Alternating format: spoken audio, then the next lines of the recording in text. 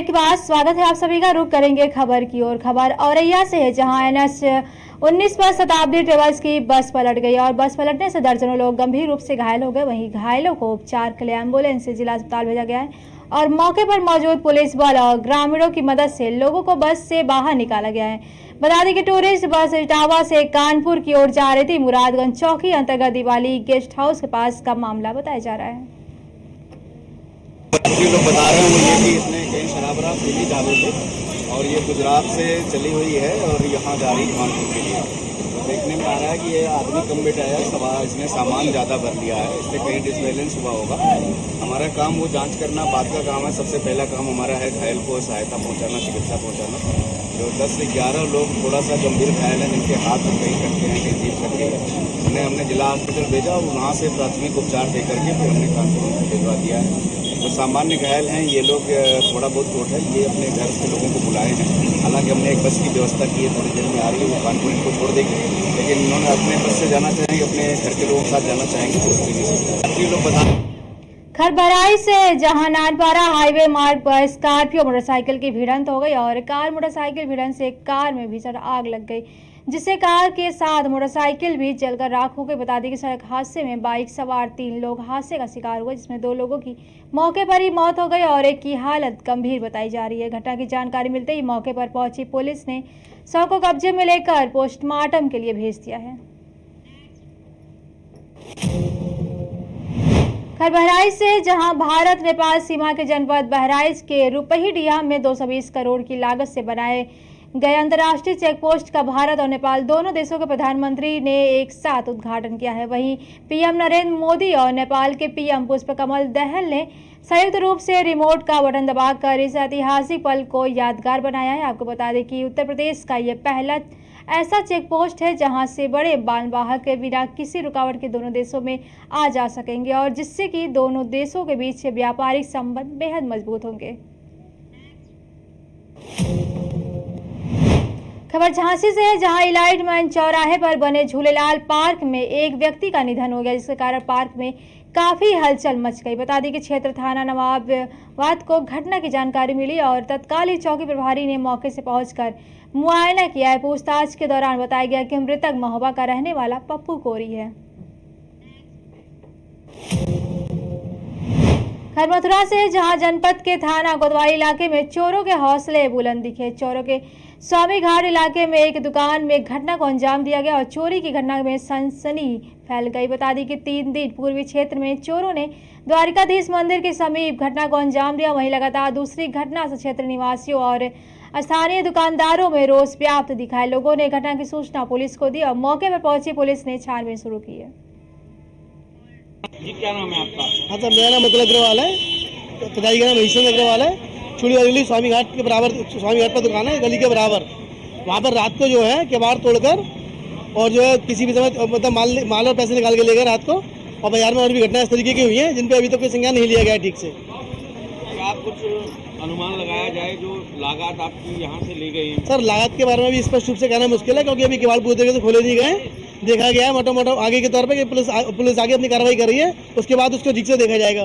तो बहुत से छोटे छोटे कीमती सामान भी होते हैं और हजारों तरीके के सामान है, तो सभी को एक साथ देख पाना संभव नहीं है।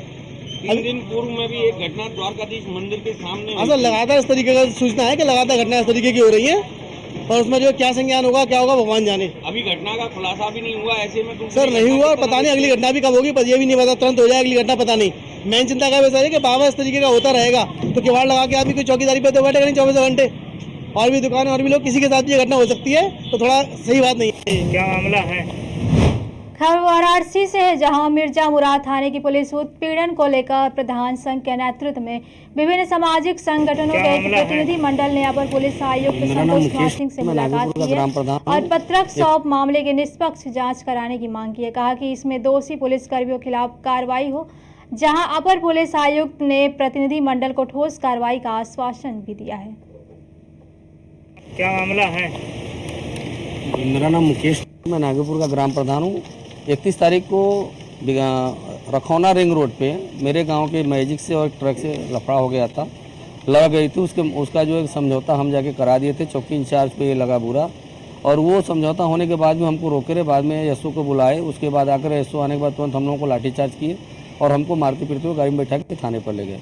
यही रिपोर्ट हम लोगों ने आज कमिश्नर साहब को दिया है। कमिश्नर साहब ने आश्वासन दिया, तुरंत फ़ोन भी किया डीसीपी साहब को कि आप तुरंत इनको जांच करिए, अगर इस तरह का मामला है तो तुरंत जांच कर तुरंत आवश्यक कार्रवाई तुरंत करिए, आवश्यक कार्रवाई।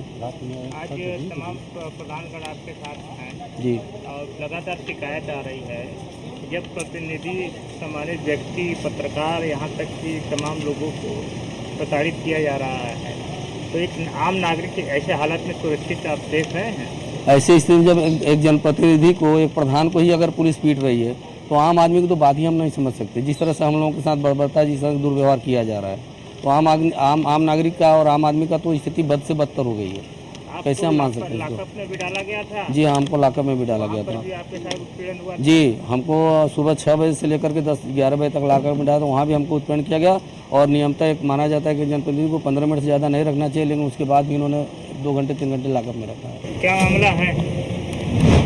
खबर चित्रकूट से है, जहां धर्मनगरी चित्रकूट के दौरे पर आए उत्तराखंड के पूर्व मुख्यमंत्री रमेश पोखरियाल निशंक पत्रकारों से रूबरू हुए और वहीं केंद्र सरकार के 9 साल बेमिसाल कार्यक्रम के तहत पूर्व मुख्यमंत्री ने सेवा, सुशासन और गरीब कल्याण से जुड़ी योजनाओं का जिक्र किया। बता दें कि उक्त पत्रकार वार्ता चित्रकूट सीतापुर के अंतर्गत एक निजी बिंदीराम होटल में संपन्न हुई।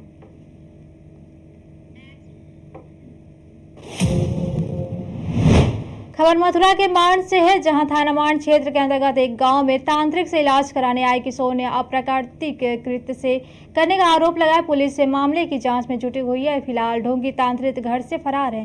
थाना मांड के कार्यवाहक प्रभारी ओमवीर सिंह छोकर ने बताया कि तहरीर के आधार पर जांच पड़ताल की जा रही है। खबर वाराणसी से है, जहां समाजवादी पार्टी के राष्ट्रीय महासचिव शिवपाल सिंह यादव बनारस पहुंचे हैं। बता दें कि स्थानीय नेताओं और कार्यकर्ताओं से बाबतपुर चौराहे पर उनका स्वागत किया। सर्किट हाउस में उन्होंने पार्टी के नेताओं और कार्यकर्ताओं से बातचीत की और संगठन के बारे में चर्चा की।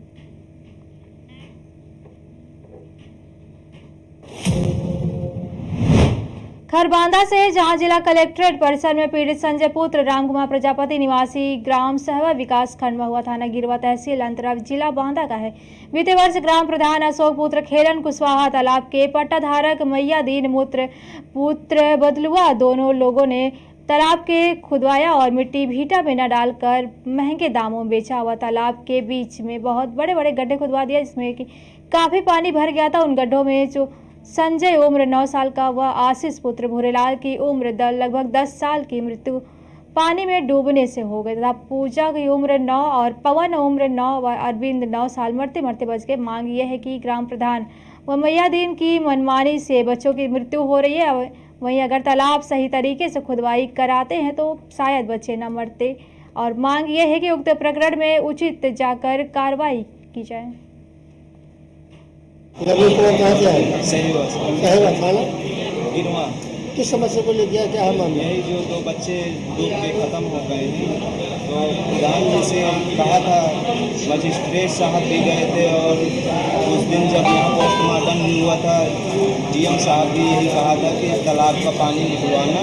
और प्रधान जी को थाना चौकी के दरोगा साहब को भी कहा था कि इस तालाब के पानी को निकलवा करके बाहर तालाब की जांच करवाई जाए।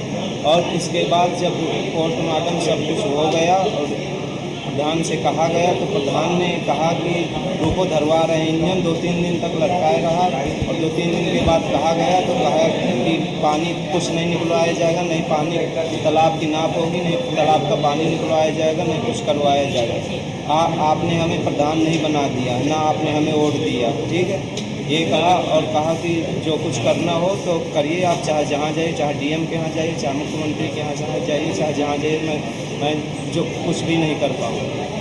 हम यहाँ पर आए, डीएम साहब को एप्लीकेशन दिया, डीएम साहब से भेंट नहीं हो पाई। पास में जो बगल में बैठे रहते हैं उन्होंने कागज़ ले लिया और कह दिया कि पैसा मिल गया है, अब तुम्हें क्या चाहिए। प्रधान के खिलाफ कोई कार्रवाई नहीं हो सकती। आप लोग क्या चाहते हैं? हम चाहते हैं प्रधान के खिलाफ कार्रवाई हो, जांच की जाए और जो कॉलोनियों का पैसा लेता है 15-15 हज़ार रुपये, 20,000, किसी से 30,000, इस तरह पैसा लेता है, कुल मिला के आगे अनहोनी न हो ऐसी इस तरह की घटना में जो अनहोनी न हो और जांच की जाए प्रधान के खिलाफ। लगे तो कहाँ से आए?